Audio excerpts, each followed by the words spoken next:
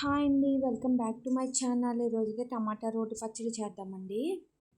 First అయితే stove on చేసుకొని pan పెట్టి అందులో ఆయిల్ హీట్ అవ్వనివ్వాలండి.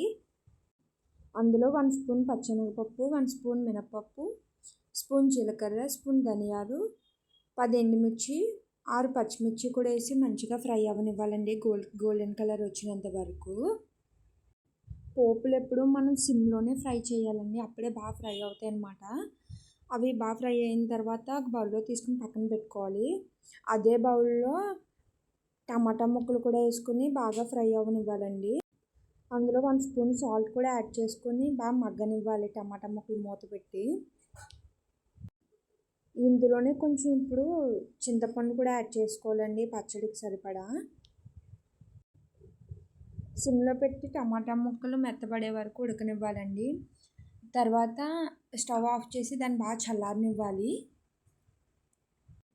నెక్స్ట్ రోలు కడిగి శుభ్రం చేసుకుని అందులో ఈ పోపులు యాడ్ చేసుకుని బాగా మెత్తగా అయినంత వరకు రుబ్బుకోవాలండి. ఇవి బాగా మెత్తగా నలిగిన తర్వాత మనం వేపు పెట్టుకున్న టమాటా ముక్కలు కూడా ఇందులో యాడ్ చేసుకోవాలండి. అవి కూడా యాడ్ చేసుకుని బాగా మెత్తగా అయినంత వరకు రుబ్బుకోవాలన్నమాట. ఇప్పుడే సాల్ట్ అవి కూడా ఒకసారి చెక్ చేసుకుంటే సరిపోద్దండి. అంతేనండి, సింపుల్ అండ్ ఈజీ టమాటో పచ్చడి రెడీ.